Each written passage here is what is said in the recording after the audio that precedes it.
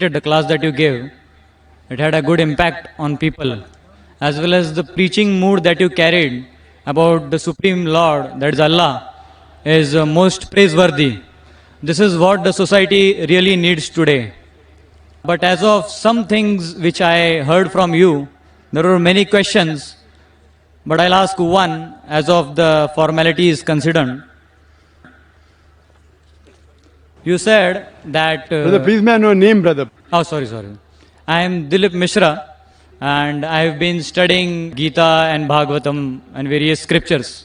And I am BE Computers in profession, and I am doing software job. One of my colleagues, Majid Khan, he invited me. And basically I came to know about you when I was working with him, and we were both undergoing training. So he saw that I practiced something, and he asked me some questions, like you had already talked of Natasya Pratima Asti and various other things. And I had refuted all the arguments in the sense that, based on scriptures, I said that what Zakir Naik is saying is wrong. So he could not refute, counter argue my arguments. So he said that when we will have a seminar, we will talk to Mr. Zakir Naik directly. I said, if you allow, I can talk. I have no problem. So if you don't mind, can I ask you a question? Sure, most welcome, brother. Thank you. Now you said that actually nobody is the son of God. So I do understand that as of begetting a son, obviously nobody is directly begot as a son here. But in Bhagavad Gita, at various places it is already mentioned that Krishna is saying, Mame vangsho jiva loke jiva bhutana sanatana manasasthani indriyani prakritisthani karshati. I know you are already knowing about it, but I'll just read the translation if you don't mind. It says, the living entities in this conditioned world are my eternal fragmental parts. Due to the conditioned life, they are struggling very hard with the six senses, which include the mind. Here, the Supreme Lord Krishna is saying that you are my part and parcel. And there is one more special shlok, which says that I am the father, I am the mother, I am the seed-giving father. So, that is 9.17. If you want, I can just read it for you. It says, Pitahamasya jagato mata dhata pitamaha vedyam pavitram omkaram vriksam yajurevacha. I'll just read the translation. I am the father of the universe, the mother and the support and the grandsire. I am the object of knowledge and the purifier and the syllable Om. I am the Rig, the Sam and the Yajur Vedas. So here if we see that the Supreme Lord is saying, all of are my sons, I take care of them. So I do agree with your first point saying that somebody is directly begotten as a son. That can be denied. But as of spiritual part and parcels, we are surely the son of the Lord and we deserve His mercy. So I felt that this bit contradicts with what you already said. भाई साहब ने एक अच्छा सवाल पूछा है. I'm sorry, I'll answer in Urdu because the program is in Urdu and I believe you can understand Hindi. MashaAllah. My Hindi is also not that good, it is simple with all the grammatical errors. भाई साहब ने सवाल पूछा है, कहा है कि उन्होंने मेरी तकरीर सुन चुकी है और कुछ बातों पे उसे एतराज़ है और उन्होंने कहा उनके दोस्त से कि जाकिर कहते हैं ना तस्य प्रतिमस्ती और मैं इसमें नहीं मानता हूँ, क्या मैं कुछ सवाल पूछ सकता हूँ? मैंने बोला बेशक.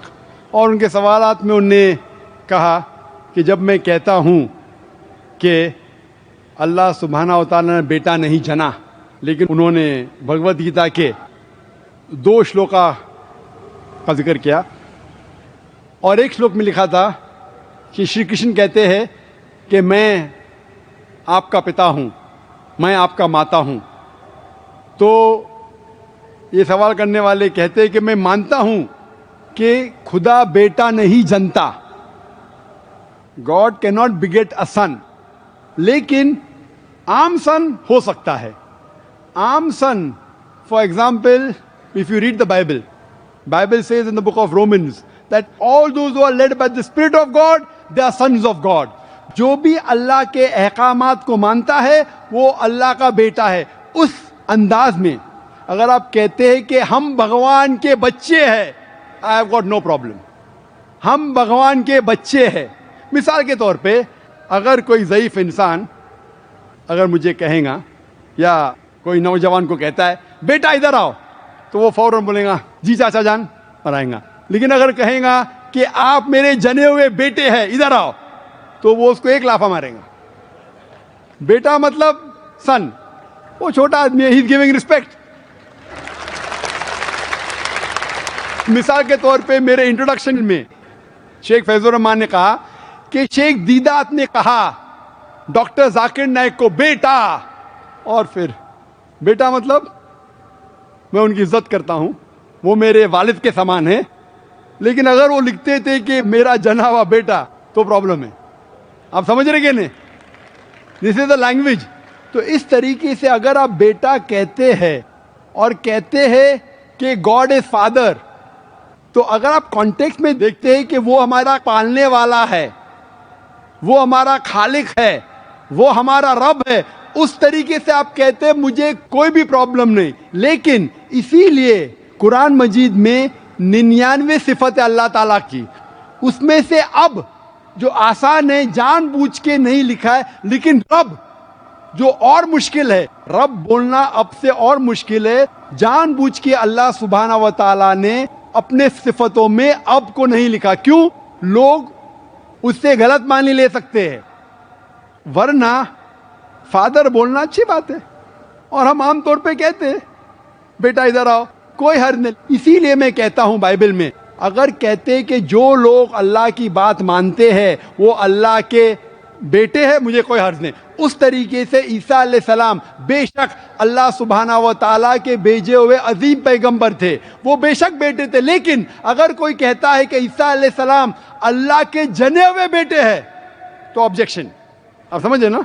तो बाइबल में किधर भी नहीं लिखा है कि ईसा अलैहिस्सलाम अल्लाह के जने हुए बेटे हैं। एक वर्स है gospel of John chapter number 3 verse number 16 जिसमें लिखा है क्या for God so loved the world that he gave his only begotten son whosoever believeth in him shall not die but have everlasting life. तो ये verse जो Bible की है gospel of John chapter number 3 verse number 16, for God so loved the world that he gave his only begotten sun whosoever believeth in him shall not die but have everlasting life। ये एक ही जगह पे लिखा हुआ है begotten son, लेकिन जब आप RSV पढ़ते हैं, revised standard version of the Bible, revised by 32 scholars Christian scholars of the highest eminence, वो लिखते हैं कि ये लफ्ज जना हुआ, ये लफ्ज बिगॉटन इंटरपोलेशन है, फैब्रिकेशन है, बनावटी है, ये बाइबल में था ही नहीं। और वो क्रिश्चियन स्कॉलर्स ने ये लफ्ज को बाइबल के बाहर उठा के फेंक दिया है। इसी तरीके से आपने जो कहा कि भगवत गीता में लिखा श्री कृष्ण कहते हैं कि मैं माता हूं, मैं पिता हूं, इन कॉन्टेक्स्ट मुझे प्रॉब्लम नहीं है। हालांकि मैं नहीं कहूंगा कि खुदा हमारे वालिद है। क्यों? क्योंकि लोग को गलत फहमी हो सकती है, लेकिन अगर कोई इंसान सही कॉन्टेक्स्ट में कहता है कि हम अल्लाह के बच्चे हैं, मुझे कोई एतराज नहीं, लेकिन जने हुए नहीं। इसी तरीके से आप पढ़ेंगे गीता, वेद सबसे ऊंची किताब है, वेद के बाद आता है उपनिषद, उपनिषद के बाद आता है इतिहास। तो अगर आपको जानना इतिहास के अंदर महाभारत का एक हिस्सा है भगवत गीता, अगर आपको कोई शक है इसकी मानी में क्या हो सकता है, अगर 2 मानी निकलती है तो आपको जाना चाहिए वेद के पास या उपनिषद के पास। आप अगर उपनिषद पढ़ते हैं, Shvetashvatara Upanishad chapter number 6 verse number 9, उसमें लिखा है ना से कसिज जनिता न चदीपा, जिसके मानिए उस भगवान, उस खुदा का ना वालिद है ना वालदा है। He has got no superior, no father, no mother। मैं कंप्लीट करता हूं फिर मौका दूंगा। इसी तरीके से आपने कहा कि मैं ना तस्वीर प्रतिमा अस्थि को नहीं मानता हूं। क्या आप वेद को नहीं मानते? आप ये कह सकते हैं कि मैं जाकिर जो ट्रांसलेशन देता है मैं उसमें नहीं मानता हूं, तो मैं जवाब दे सकता हूं। तो आपके भगवत गीता का जवाब तो दे दिया हूं, लेकिन पहले जब आपने कहे ना तस्वीर प्रतिमा अस्थि, ये हवाला है Shvetashvatara Upanishad chapter number 4 verse number 19, और आता है Yajurveda chapter number 32 verse number 3 में, जहां लिखा है न तस्य प्रतिमा अस्थि। प्रतिमा एक संस्कृत वर्ड है। अगर आप संस्कृत डिक्शनरी में जाएंगे, लिखा है कि प्रतिमा के मानी है बुत, के मानी है फोटोग्राफ, के मानी है स्टैच्यू, उसके मानी है स्कल्पचर। तो जब वेद और श्वेताश्वतर उपनिषद में आता है ना तस्य प्रतिमा अस्थि, उस खुदा की कोई प्रतिमा नहीं, उस खुदा का कोई बुत नहीं है, उस खुदा की कोई तस्वीर नहीं, उस खुदा का कोई फोटोग्राफ नहीं, कोई स्कल्पचर नहीं।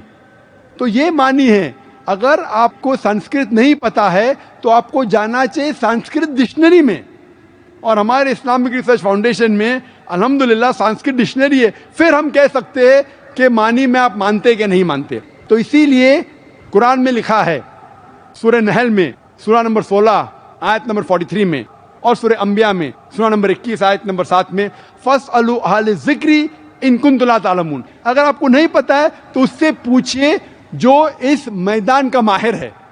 और जो मैं कह रहा हूं, आपको कई कमेंट्री दिखाऊंगा जो अल्हम्दुलिल्लाह हिंदू पंडितों ने लिखी है। आप अगर आर्य समाज की किताब पढ़ेंगे तो जो मेरी तकरीर है वो खुद मैं अपने जहन से नहीं कहता हूं, मैं तहकीक करता हूं और हवाला भी देता हूं। वो अलग बात है कि आपको इल्म नहीं होगा संस्कृत का, इसीलिए आप इस बात में नहीं मानते। I hope that answers the question brother. Yeah, I would like to continue if you don't mind. First part, what you said was that we all are sons of God. If we say that, there is no harm. And as of saying that we are begotten sons of God, that is not accepted, and that is true. So my kind request is that when you speak, because when you said, people carry this in their mind, that anyone who says that you are sons of God, the Muslim community will oppose. So that will just create a disharmony without understanding the context. So that was my concern. Just hold on. There is never a disharmony, brother. If you say we are children of God, most Muslims will not object. They only object when a Christian says that Jesus is son of God, peace be upon him, because we know the context. We object when you take a deity's name and say that this deity is the son of God. Most Muslims will not object if you say that the human beings are children of God. I don't know any. So what? Because we know the context. That's the reason, brother, when you ask a question, you should realize, in general terms, son means begotten son. It is a dual meaning. When we use son, it's just in context. So therefore, we are very careful. We don't want anyone to misunderstand. हम ये नहीं चाहते कि गलत फहमी हो, इसीलिए हम जानबूझ के ये भी नहीं कहते कि हम बेटे हैं खुदा के, वो बिल्कुल गलत हो जाएगा। अगर कोई गलत फहमी लेता है मेरे अल्फाज से, हम इसीलिए वी आर वेरी केयरफुल, हम जानबूझ के एहतियात लेते हैं, और ऐसे अल्फाज जिससे गलत फहमी पैदा हो सकती है, खुसूसन खुदा के लिए, भगवान के लिए, हम क्या करते, तहकीक करते हैं, और we are very careful that not to use this word. Hope that answers the question brother.